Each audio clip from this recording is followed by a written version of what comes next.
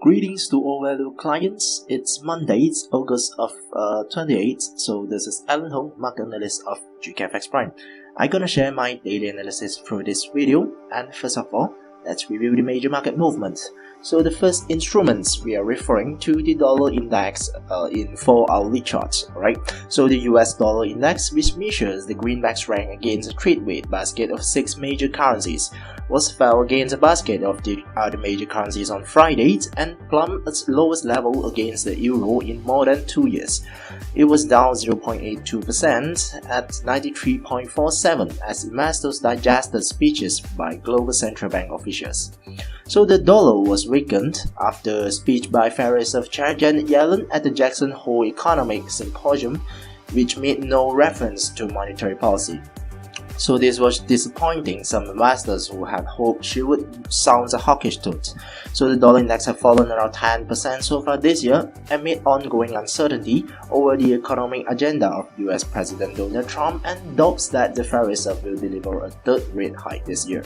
So the lowest rates typically weigh on the dollar by making US assets less attractive to yield-seeking investors.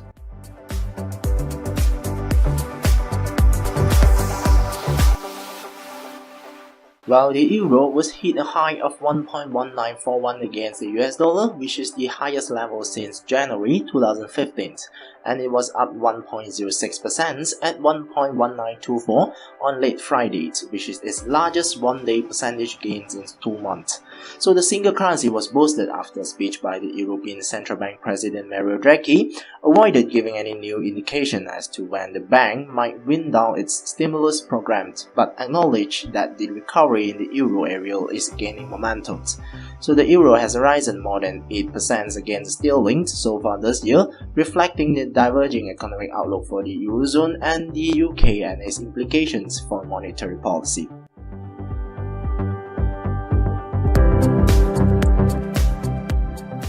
As for commodities markets, the gold price was ended higher in volatile sessions on Friday, reversing earlier losses, settled up 0.3% at $1,295.95 as the US dollars weakened after Federal Reserve Chair Janet Yellen's speech at Jackson Hole didn't specifically address monetary policies.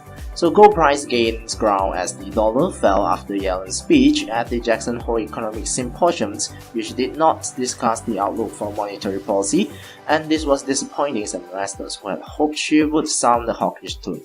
So a weaker US currency makes the dollar denominate metals cheaper for foreign buyers.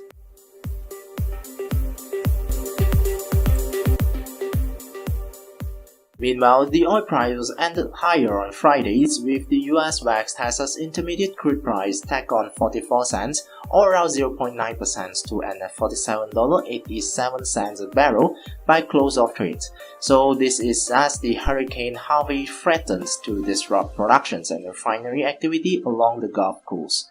About 25% of US Gulf of Mexico's oil production was offline due to storm activity, and the US Department of the Interior Bureau of Safety and Environmental Enforcement said on Saturday, according to that. So that equates to approximately 428,568 barrels of oil per day out of the roughly 1.75 million barrels per day pumped from the Gulf.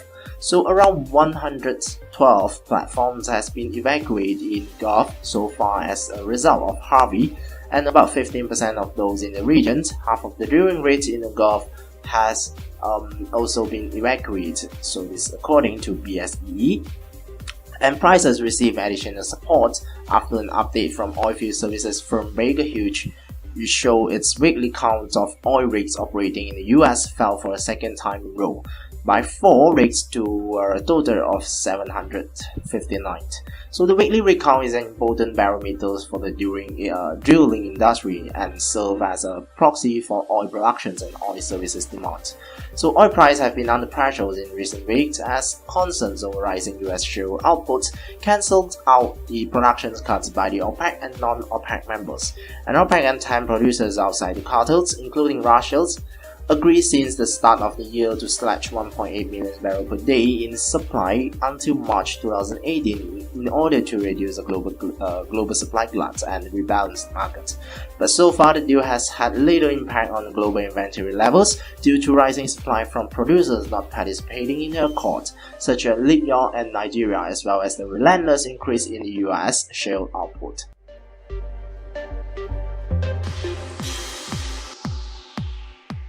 And now we're gonna review the highlighted economic data that released on the Friday as well as the event, alright? But as for today, we got no important data is going to be released because due to the quiet Monday trade. So on last Friday, there is an important event which is Jackson Hole's Symposium, okay, the economic symposium which held at the Jackson Hole, okay, and the various of Janet Yellen and also the European Central Bank Mario Draghi was delivered a speech. Okay, so besides of that, European Union was released the German GDP for second quarter and it was remained the same at 0.6% growth. So besides of GDP, German was released the IFO Business Climax Index for the August and it was slightly better than the previous with 115.9, right? Comparing to the expectations of economists at 115.5, right? So as for the United States, US was released the core durable goods order for July on Friday and it was at 0.5% growth, right? So besides of that, oil traders will focus on the US Baker Hughes oil rig count on Friday, which is show a figure that dropped 4 from previous 763 to 759.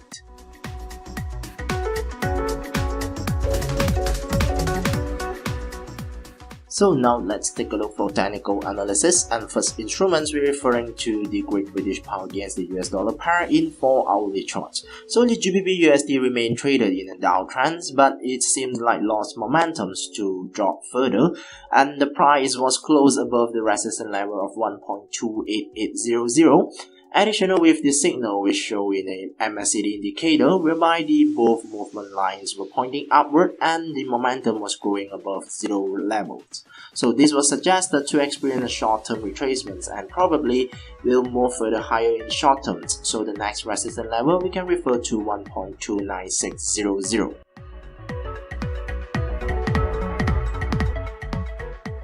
While the single currency remained traded in an uptrend against the US dollars, right? So in 4-hourly charts, the price was close above the resistance level of 1.19000.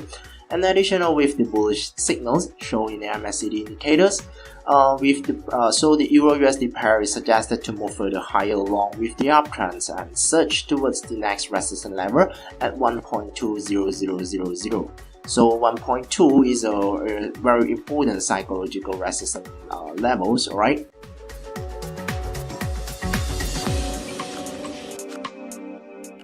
Meanwhile, the Kiwi remained traded in a downtrend structure against the US dollars, but it seems like losing momentum since it rebounds from the support level of 0.71900, right? So the price was closed within the both moving average lines, so which signals to be ranging in short terms. So a price closure that's above the resistance level of 0.72700 we suggested for it to experience a short-term retracement period and probably to move further higher towards the next resistance level at 0.73300. Otherwise, closure that's below 0.71900 is a signal for it to drop further along with the downtrends, and the next support level we can refer to 0.71500.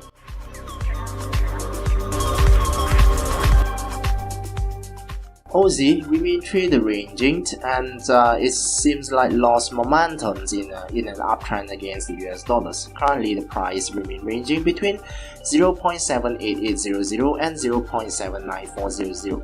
So a price closure that out of the range is a signal for it to move further towards the directions of the side's breakout. So the next resistance level we can refer to 0.80000 and support level referred to 0.78200.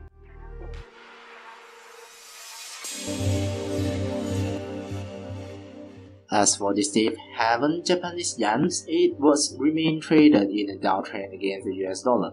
So with the USD JPY pair losing momentum in the downtrend, and it's been ranging between 108.600 and 109.900 lately. So a price closure that's above 110.000 is a signal for it to experience a short-term retracement period, and probably to move further higher towards the next resistance level at 110.800. Otherwise, closure below 108.500 suggested it to drop further along with the downtrend, and the next support level we can refer to 108.200.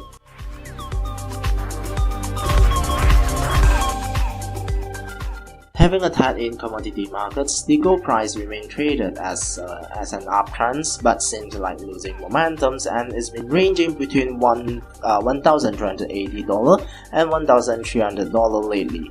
So the closure above $1,300 is a signal for it to search further higher along with the uptrend, and the next resistance level we can refer to $1,307. Otherwise, closure below $1,380 suggested to experience a short-term retracement period, and probably before further towards the next support level at $1,368 a troy ounce.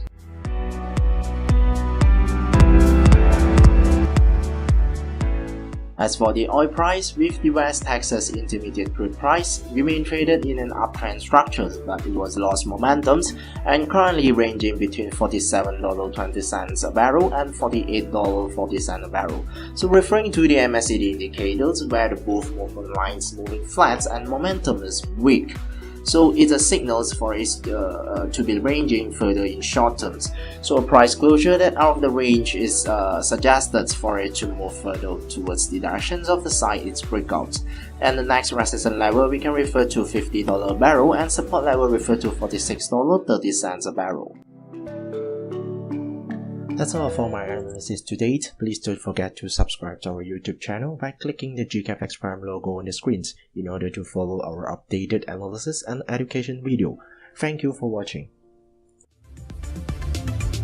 GKFX, your global trading partner.